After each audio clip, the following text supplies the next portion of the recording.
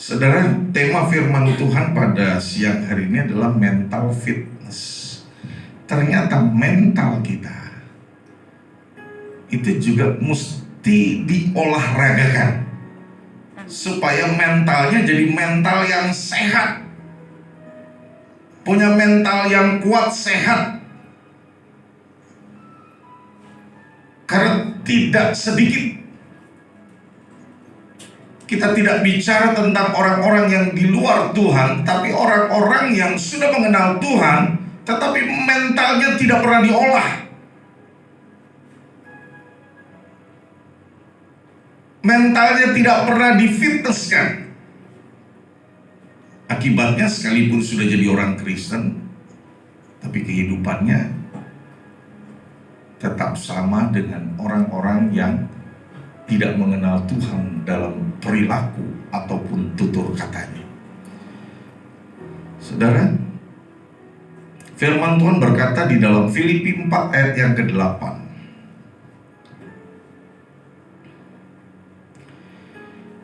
Firman Tuhan berkata demikian, jadi akhirnya saudara-saudara, semua yang benar, semua yang mulia, semua yang adil, semua yang suci, pikirkanlah semuanya itu. Jadi hal-hal yang baik, hal-hal yang benar, hal-hal yang bagus, mulai pikirkanlah itu. Firman Tuhan memberikan saran ataupun nasihat kepada setiap kita untuk memikirkan hal-hal yang positif.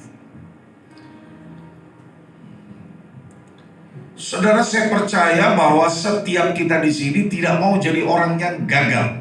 Betul? Kita semua tentunya mau kita ini menjadi orang yang sukses. Orang yang sukses adalah orang yang dapat memandang positif semua hal, termasuk terhadap dirinya sendiri. Ini orang yang percaya diri. Namun saudara, ada catatan tambahan.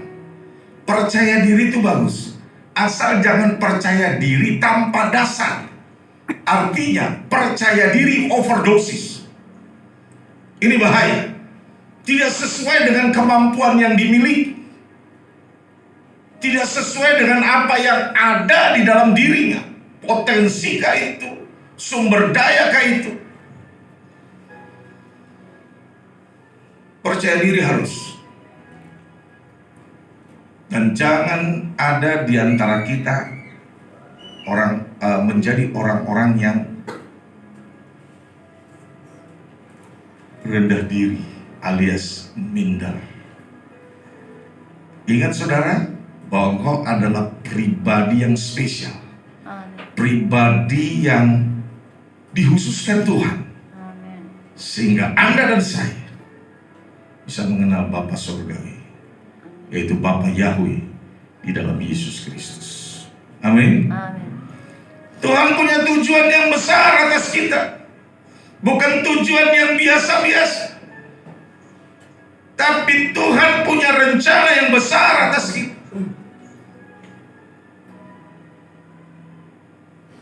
Saya berharap kita semua boleh dapat menangkap maksud Tuhan dalam hidup kita.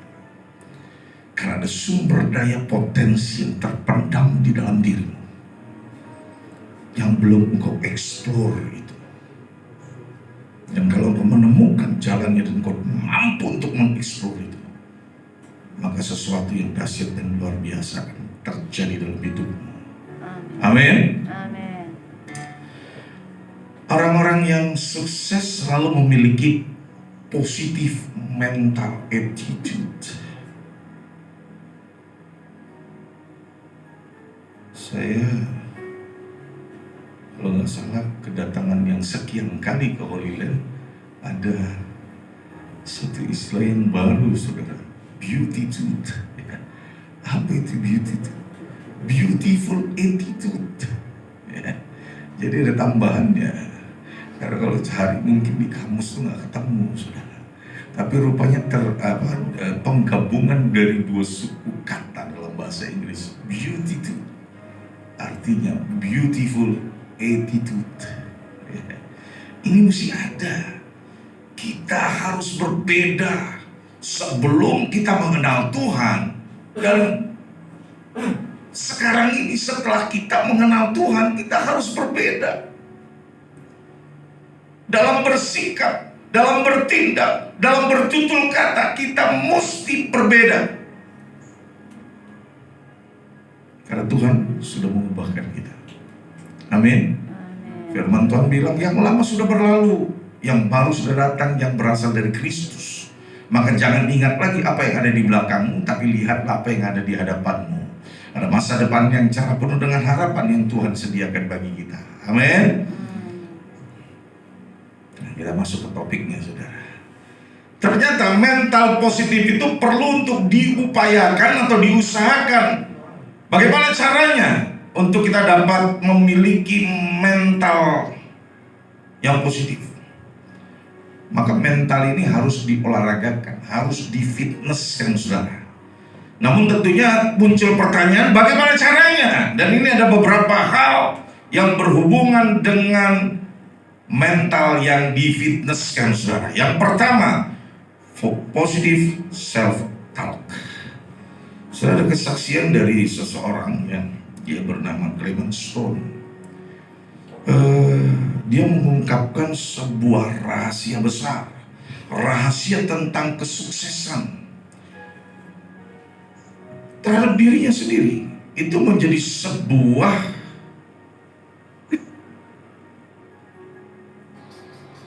keadaan yang dapat disampaikan kepada orang lain, supaya orang lain pun mengalami apa yang dialami oleh dia.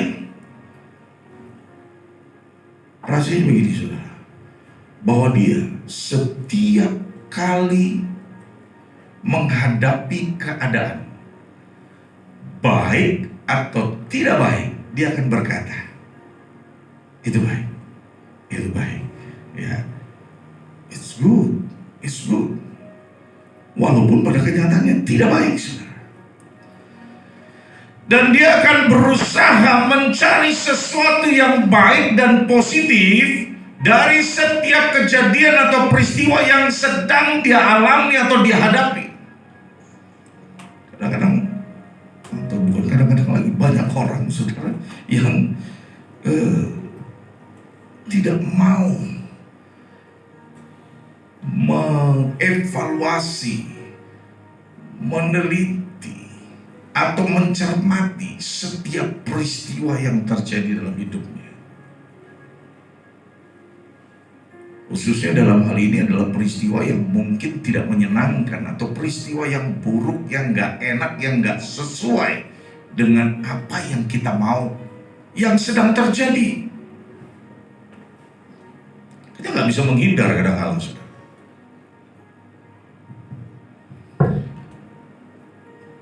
Ada pepatah mengatakan demikian, saudara. You become what you think about.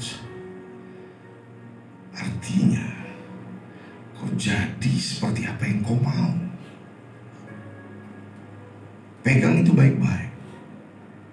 Kau jadi seperti apa yang kau mau.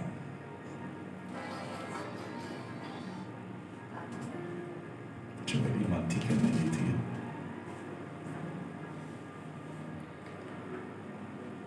Ini perlu dipahami. Jadi seperti apa yang kita mau, itu yang jadi. Ketika kita mulai menginginkan sesuatu yang, atau membayangkan sesuatu yang buruk, maka hal yang buruk yang terjadi. Karena ada satu kejadian atau peristiwa, sebenarnya bukan satu, tapi berulang-ulang, saudara, itu terjadi, di mana anaknya seringkali mengalami kecelakaan, saudara. Dan rupanya ada kebiasaan dari ibunya mikirin anaknya kalau keluar dari rumah, ya, apalagi yang mau terjadi sama dia. Nanti jangan-jangan dia celaka. Nanti jangan-jangan ini itu yang tidak baik dia pikirkan buat anak. Maka apa yang terjadi? Seperti apa yang dia mau, maka terjadi itu. Maka Tuhan mengajak kita untuk memikirkan semua yang bagus-bagus. Maka yang bagus-bagus itu yang terjadi dalam hidup kita. Amin. Amin. Ada mungkin saya masih kecil di sini, mungkin juga sekitar 10 tahun, 12 tahun begitu ya, usia saya waktu itu. Ada pertandingan lari, saudara. Saya lupa ya, 400 meter ke 200 meter, tapi pertandingan lari ini sangat spektakuler, saudara. Di mana pada waktu itu pemenang dari lomba lari tingkat dunia ini adalah Ben Johnson. Mungkin kalau Pak Ken tahu ini peristiwa ini. Kalau yang di bawah 50 mungkin nggak tahu, saudara. Ben Johnson disebut dia adalah manusia tercepat di dunia.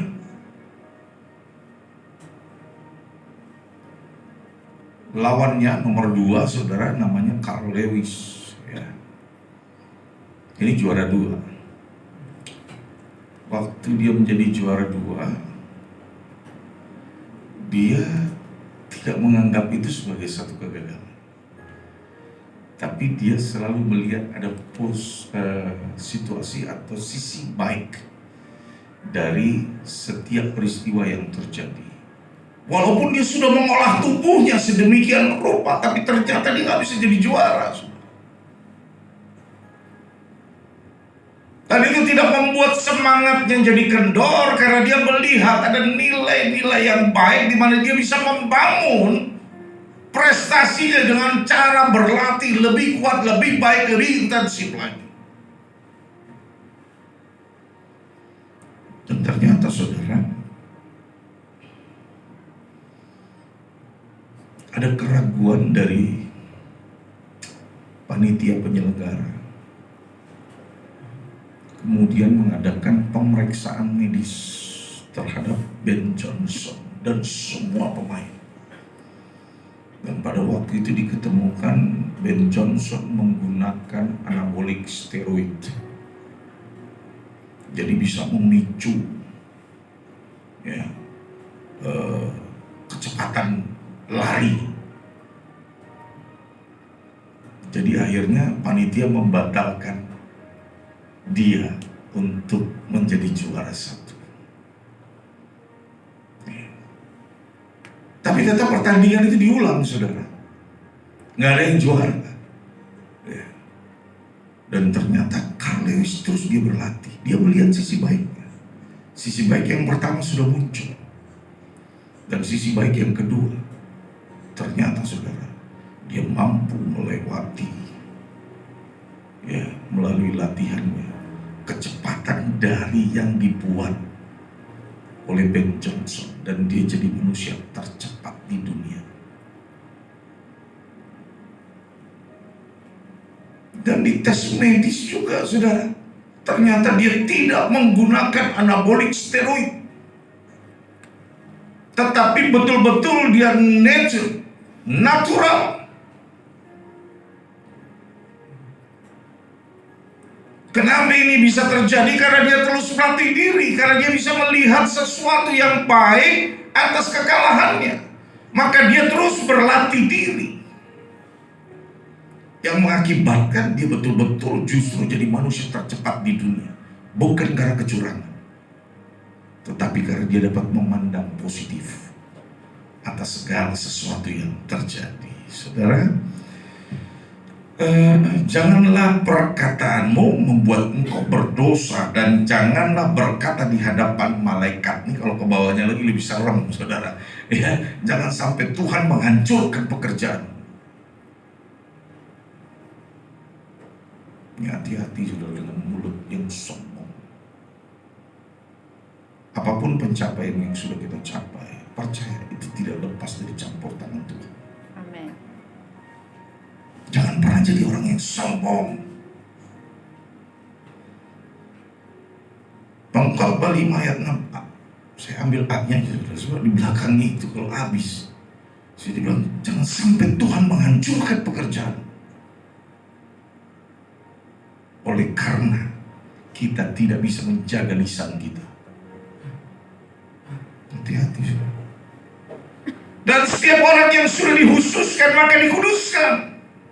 Jadi jangan lagi bermain dengan kata-kata. Tapi perkatakanlah yang baik sekalipun yang tidak baik sedang terjadi. Amin. Amin. Karena apa yang kita katakan itu akan terjadi.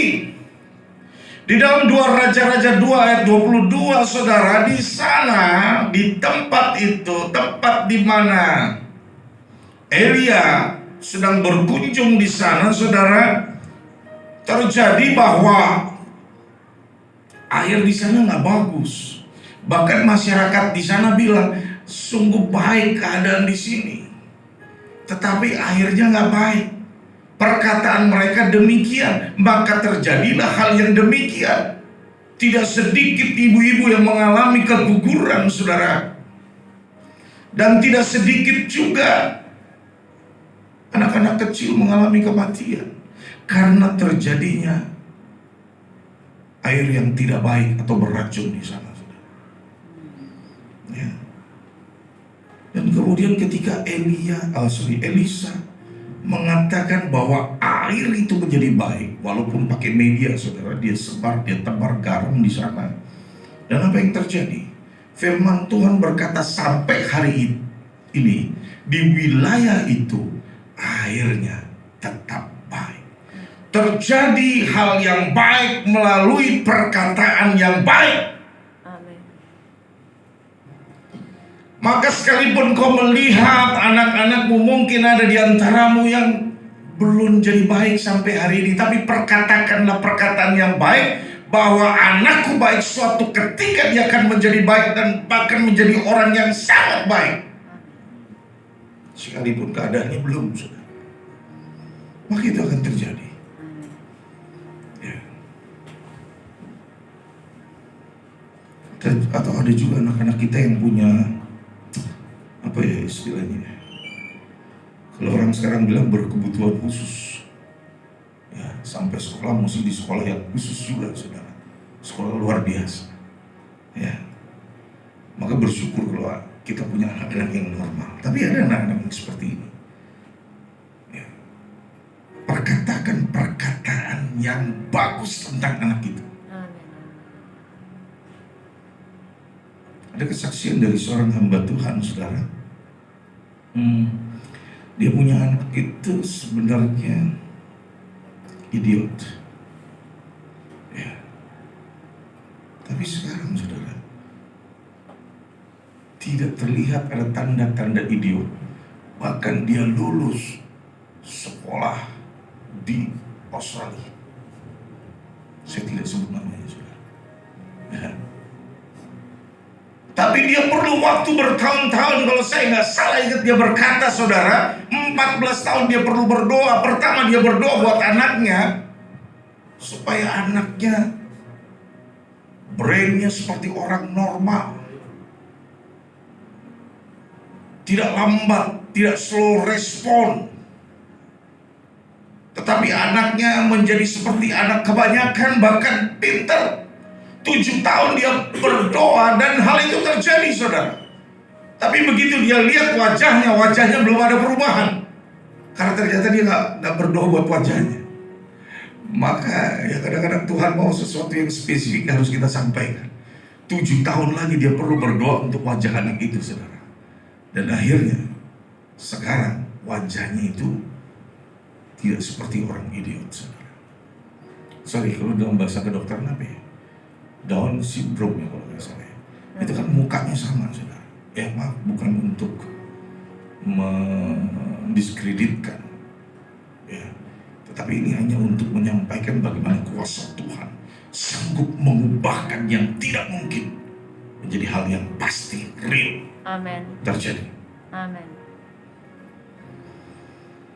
Kemudian apalagi, saudara, di dalam 2 Raja-Raja 5 ayat 14, oleh karena perkataan, perhatikan baik-baik di sini, oleh karena perkataan Elisa maka Naaman disembuhkan dari sakit kustanya. Di zaman itu sakit kusta merupakan sakit yang menakutkan, penyakit yang menakutkan, penyakit yang mengerikan. Jadi orang-orang yang sakit kusta itu akan disingkirkan, saudara. Naaman ini orang yang hebat, orang nomor 2 di kerajaannya. Dia seorang panglima. Mestinya dia orang yang kaya, saudara. Dia punya segala sesuatu. Tapi suatu ketika tubuhnya mengalami sakit kusta. Sudah berobat ke kanan, ke kiri, ke sana, kemari, tidak sembuh-sembuh. Maka dia diizinkan Tuhan untuk bertemu dengan Elisa. Apa yang terjadi, saudara? Elisa berkata-kata, kamu nyelam di Sungai Yordan itu 7 kali.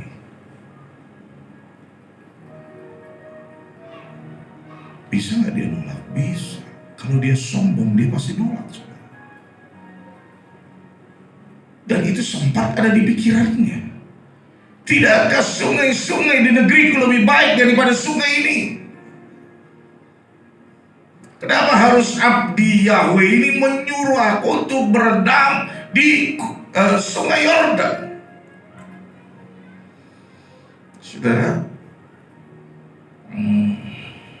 kalau kita pergi ke Sungai Yordan memang airnya keruh. Saya nggak tahu di zaman itu ya, saudara. Tapi kalau sekarang keruh. Hanya di sana banyak ikannya, saudara. Ya, kalau baptis orang itu ikan lele, ikan gabus mungkin ya. Itu ikan-ikan yang nggak dimakan di sana, saudara. Itu bisa sebesar-besar 2 kali paha manusia. Ya. Mungkin ada yang lebih besar lagi. Tapi bagusnya dia nggak menyerang kita, saudara. Dia hanya lewat-lewat aja. Asal jangan kita terkejut, saudara, biasa aja gitu ya. Itu banyak sekali. Kalau kita lihat dari atas baru kita bisa lihat di situ ada ikan yang besar-besar. Tapi kalau kita ada di bawah, kita turun nggak kelihatan. Dia bisa komplain, wah jangan-jangan di rumahnya ada apa namanya, kolam renang. Orang kaya ya biasanya punya kolam renang di rumah. Jangan-jangan Naaman juga punya. Dia bisa komplain, kenapa nggak suruh yang lebih baik daripada ini? Tapi itulah ketetapan firman. Ketika dia taat dengan perkataan abdi Yahweh Elisa yang menyampaikan suara Tuhan, maka yang terjadi Naaman disembuhkan dari sakit penyakitnya. Karena itu, saudara, penting untuk kita perhatikan kata-kata kita, lisan kita. Karena tanpa sadar juga lisan kita bisa melukai orang, seperti pedang atau pisau. Tapi kalau sekarang ada tambahan, perhatikan juga jari-jarimu. Gitu ya.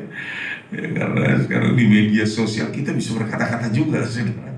Kita bisa berkata-kata di media sosial. Ya. Melalui apa? Melalui jari kita. Ya. Dan yang kedua, yang mesti ada sama kita, ya, yaitu positive visualization.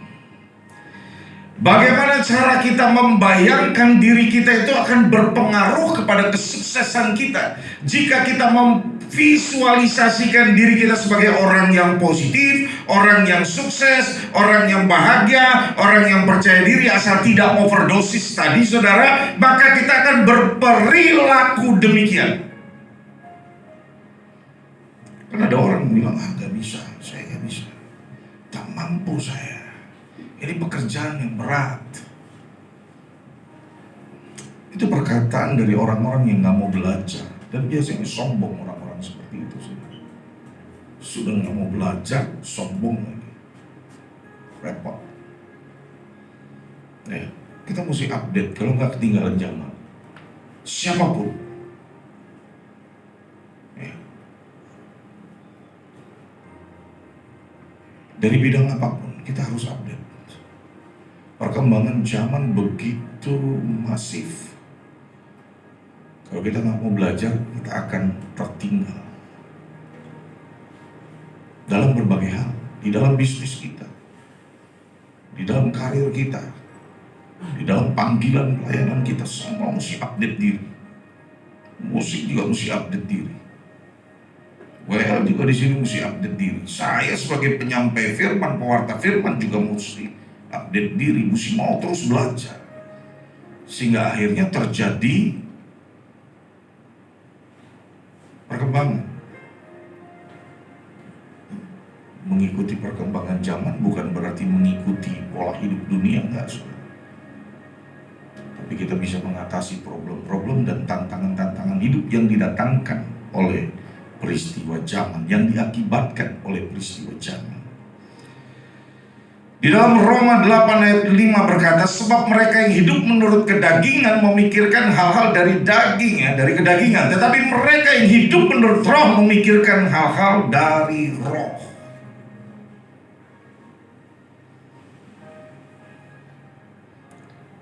Makanya perhatikan saudara tentang pikiran ini. Memang di zaman perjanjian lama orang lakukan dosa dulu baru dia berdosa ketika manifestasi atau perbuatan itu sudah terlaksana.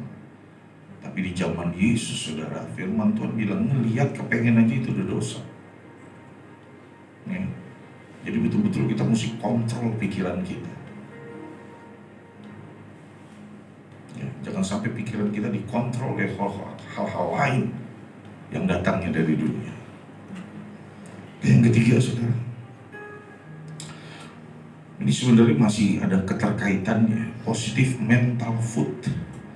Kesuksesan tergantung pada apa yang kita berikan kepada pikiran kita. Karena apapun yang masuk ke dalam pikiran kita akan mempengaruhi perasaan dan tindakan kita. Masih juga di dalam visual sebenarnya. Maka Tuhan suruh kita untuk jaga mata. Karena apa yang kita lihat akan mempengaruhi perasaan dan tindakan kita.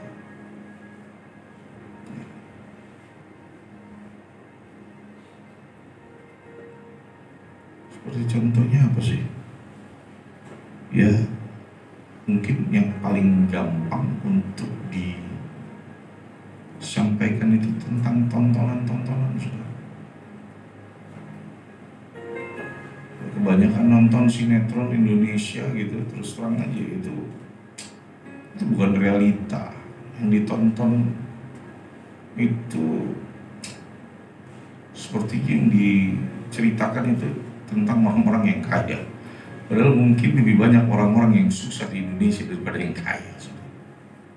Ya, tentang problem perceraian, tentang kejahatan-kejahatan yang dibuat, atau film-film porno, maka pikiran jadi cabul, saudara. Dan itu bisa bermanifestasi pada perbuatan. Ya.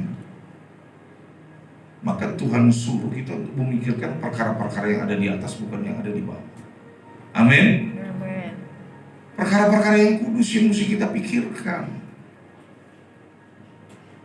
Jadi apa yang dikonsumsi oleh pikiran kita melalui makanan yang kita beri itu tadi saudara, itu akan mempengaruhi kita. Orang-orang yang sukses selalu memiliki kebiasaan memberikan nutrisi yang baik, yang bagus, yang sehat untuk pikiran yang baik, bukan untuk pikiran yang jahat saudara, untuk pikiran yang jelek. Dia mengisi yang baik, nutrisi yang bagus untuk pikiran yang baik. Melalui apa? Melalui salah satu yang paling simpel adalah membaca. Dengan kita membaca, maka kita akan beroleh pengetahuan. Firman Tuhan bilang, saudara, umatku binasa karena tidak punya pengetahuan. Tapi kalau umat Tuhan yang berpengetahuan, maka dia tidak akan binasa. Dia akan terpelihara dan terjaga lewat kemampuannya untuk berpikir.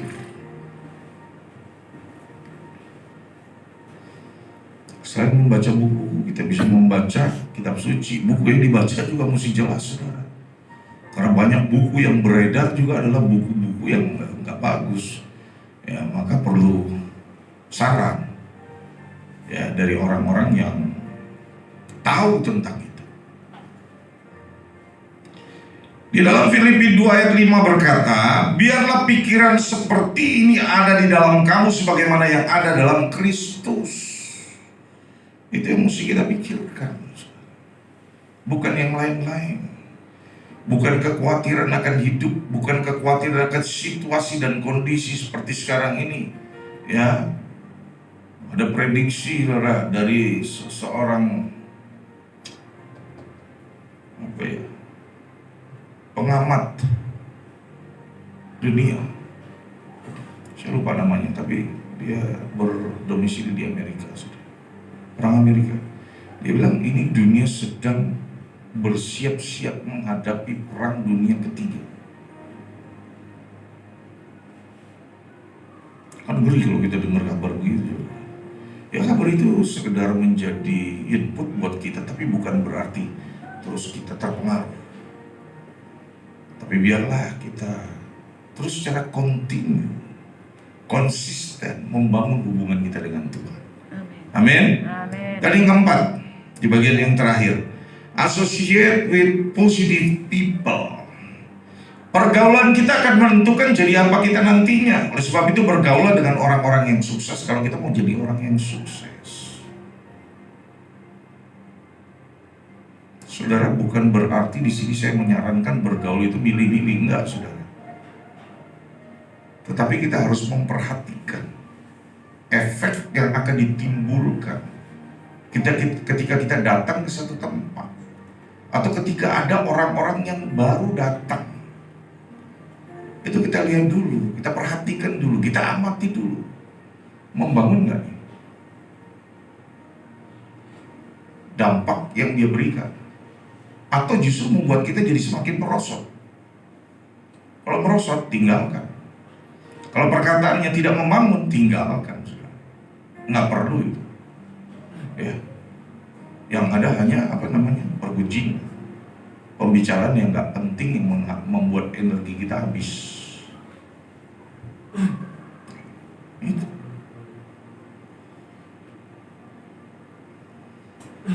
Hindari bergaul orang yang punya mental negatif. Kan ada orang yang suka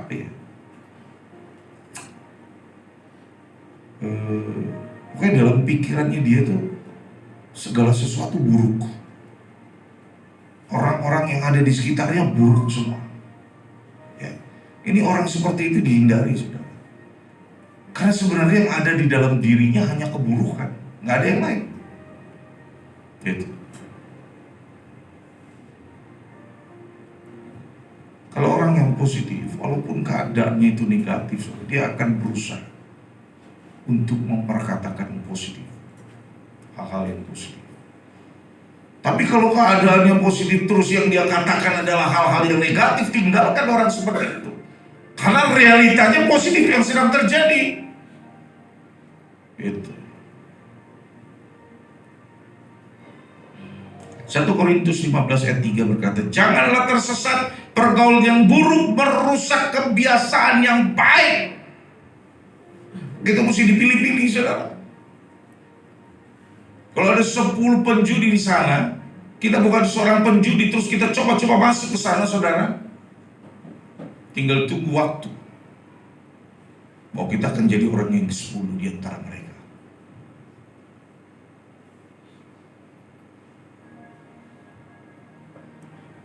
Tapi sebaliknya, kalau ada 9 orang yang baik masuk penjudi di sana, percaya yang penjudi ini akan jadi orang yang baik. Maka kita mesti pandai melihat situasi, pandai mencermati keadaan. Kadang-kadang ucapan seseorang itu, saudara, kalau tidak realistis, itu perhatikan. Realistis nggak yang dia katakan? Kalau nggak, hati-hati. Ya.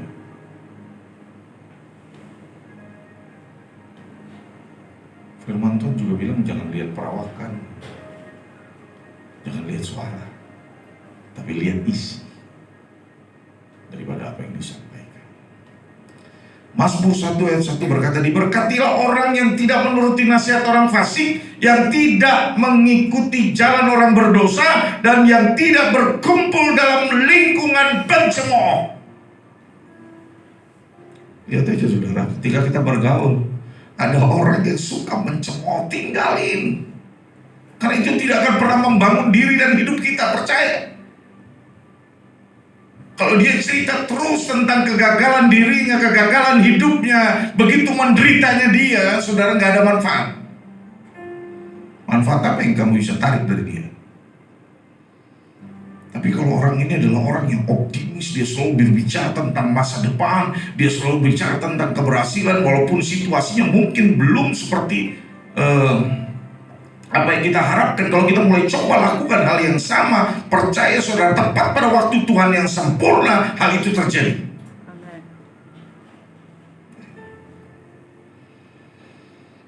Jangan mau ikutin nasihat orang fasik. Orang fasik itu siapa sih? Orang yang tahu kebenaran, tetapi tidak menghidupi kebenaran itu dalam hidupnya. Dia hanya bisa bicara, dia hanya bisa ngomong, tapi dia tidak mau melakukan apa yang dia ucapkan. Dalam bahasa simpelnya, tidak memiliki integritas, alias tong kosong, nyaring bunyinya.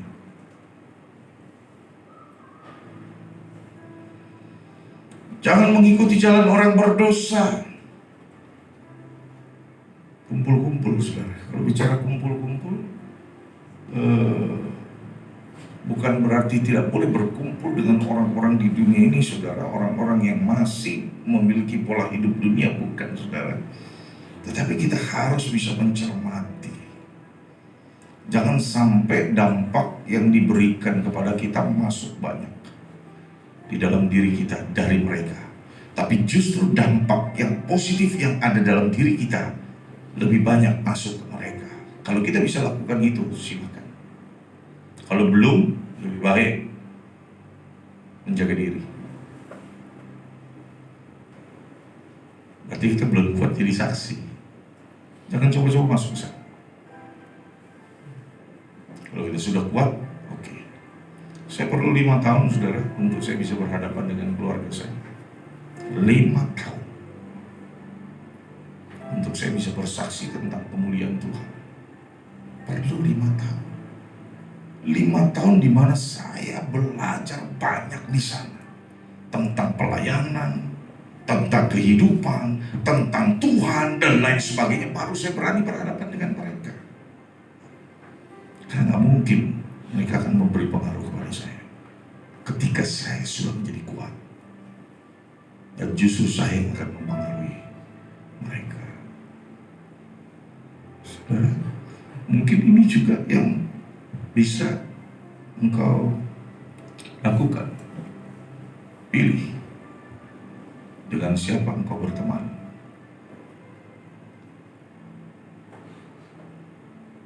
Lakukan yang baik. Sekalipun keadaannya tidak baik, ucapkanlah yang baik. Maka yang baik akan terjadi. Amin. Bayangkan yang baik tentang sesuatu, tentang dirimu, tentang anak-anak, maka sesuatu yang terbaik akan terjadi atas kita. Amin. Bapak Yahweh di dalam Tuhan Yesus Kristus memberkati.